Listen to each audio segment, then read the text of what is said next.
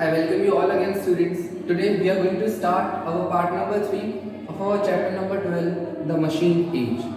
In this part, we will discuss electricity and other sources of energy.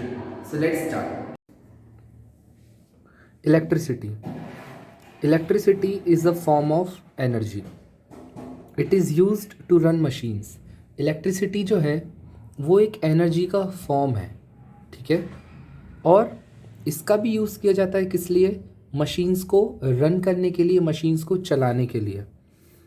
How was electricity discovered? अब हमारा question है कि electricity discover कैसे हुई थी, कैसे स्टार्ट हुई थी। Once a man in Leyden developed a toy called Leyden jar. Leyden एक जगह का नाम है, वहाँ पर एक आदमी ने लेडिन जार एक टॉय डेवलप किया, बनाया।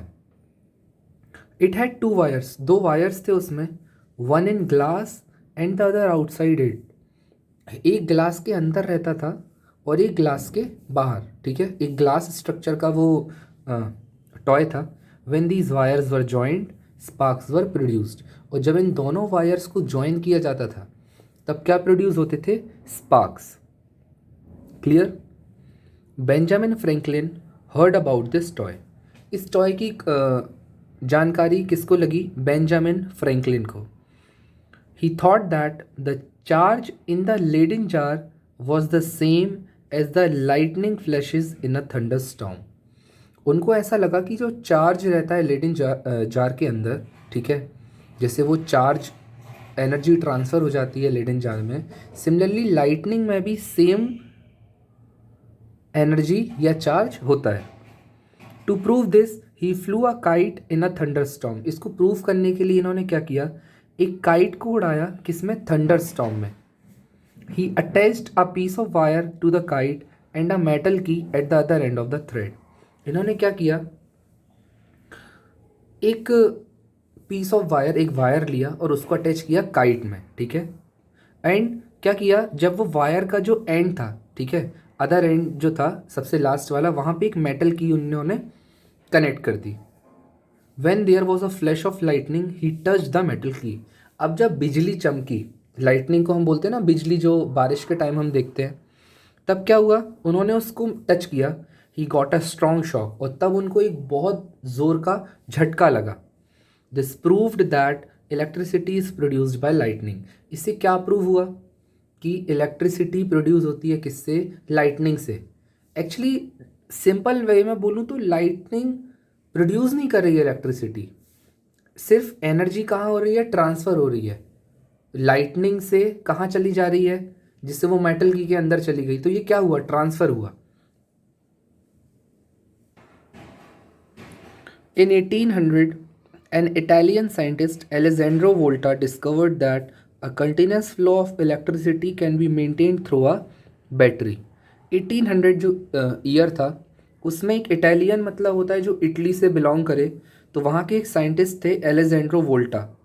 इन्होंने क्या डिस्कवर किया कि एक कंटिन्यूस फ्लो हम बना सकते हैं इलेक्ट्रिसिटी का बैटरी की मदद से। मींस बैटरी में जब इलेक्ट्रिसिटी को हम स्टोर कर सकते हैं, ठीक है, तब उससे क्या होगा? हम इलेक्ट्रिसिटी को ट्रांसफ़र कर पाएंगे किसी भी अदर चीज़ में। Clear? Later generators were made to produce electricity. फिर उसके बाद क्या बनाया गया? जनरेटर्स बने इलेक्ट्रिसिटी को प्रोड्यूस करने के लिए। Coal, diesel, petrol etcetera are use to run the generators. Generators को चलाने के लिए, in order to produce electricity, coal का यूज़ होता है, कोयले का, डीजल का और पेट्रोल का। Today we use electricity for domestic and commercial purposes. आज हम इलेक्ट्रिसिटी को दोनों तरह से यूज़ करते हैं। डोमेस्टिक मतलब घर पे भी, और कमर्शियल मतलब हमारे बिजनेस करने के लिए, ट्रेडिंग करने के लिए, ठीक है। कमर्शियल पर्पस ये हो गए। As coal and petroleum are running out, many alternative sources of energy have been developed. अब क्या हो रहा है? कोल और पेट्रोलियम क्या है? धीरे धीरे खत्म होने वाले हैं, इसलिए कई अदर सोर्सेज हैं, जो ऑल्टरनेटिव सोर्सेज हैं जो हमने पहले डिस्कस करे थे पार्ट नंबर 2 में, वो क्या हो गए हैं? डेवलप हो गए। Clear? Now our next topic is other sources of energy. पहला है hydro electricity. Electricity produced by the force of running water in huge dams is called hydro electricity. Hydro electricity किससे प्रोड्यूस होती है? Water से, वो भी running.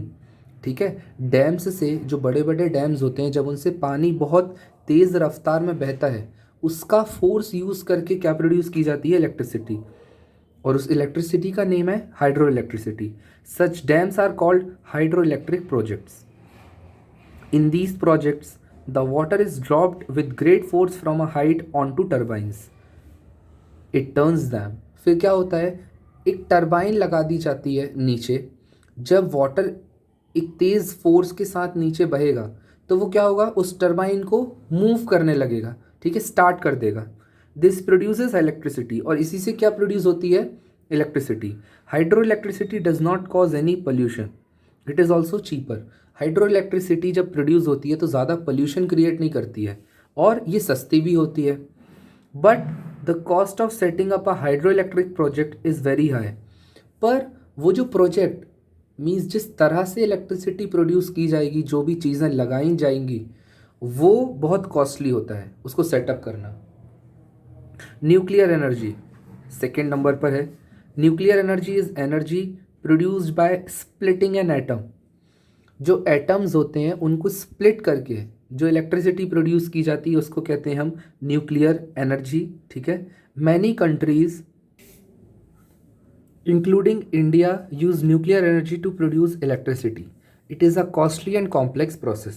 कई सारी कंट्रीज़, हमारी इंडिया भी शामिल है उनमें, जो न्यूक्लियर एनर्जी से इलेक्ट्रिसिटी को प्रोड्यूस करते हैं. लेकिन क्या है, न्यूक्लियर एनर्जी एक बहुत कॉम्प्लेक्स और कॉस्टली प्रोसेस है. ठीक है, बहुत मुश्किल होता है उससे इलेक्ट्रिसिटी प्रोड्यूस कर पाना. ठीक है. Now next is solar energy.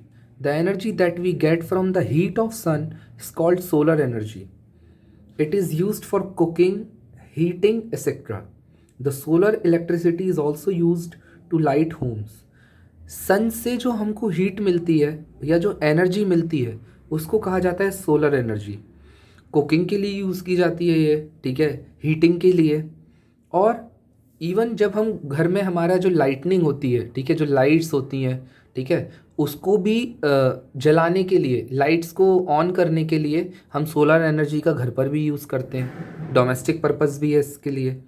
Now CNG compressed natural gas is an alternative of petrol use in many vehicles nowadays. CNG है, उसका फुल फॉर्म है कंप्रेस्ड नेचुरल गैस. ठीक है, ये कई व्हीकल्स में आजकल यूज़ होती है instead of petrol. It causes less pollution as compare to other fuels. और ये कम पोल्यूशन भी क्रिएट करती है as compare to petrol, diesel. Right. Now next is biogas. Biogas is produce from the animal dung. Biogas को produce किया जाता है एनिमल के डंग से. डंग को हिंदी में हम डायरेक्टली बोलें तो क्या होता है? गोबर. इट इज़ ऑल्सो कॉल्ड गोबर गैस. ये देखिए आ गया. It is usually set up in the villages and is used for cooking, lightning bulbs etc. ये जनरली गांव में ज़्यादा यूज़ की जाती है बायोगैस. ठीक है, कुकिंग के लिए, बल्ब्स को लाइट करने के लिए.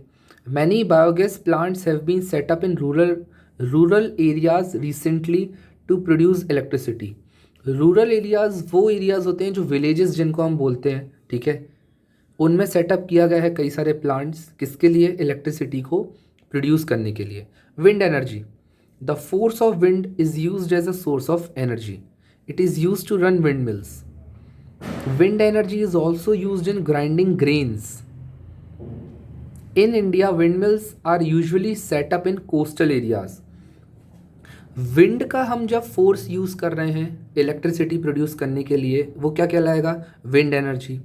और ये प्रोड्यूस किससे होती हैं? विंड मिल से. अब जो ग्रेन्स होते हैं, जो दाने होते हैं, उनको ग्राइंड करने के लिए भी हम विंड एनर्जी का यूज़ करते हैं.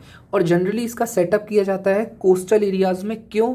क्योंकि वहाँ पर जो एयर का फ्लो है वो कई ज़्यादा होता है. ठीक है, उसकी स्पीड ज़्यादा होती है.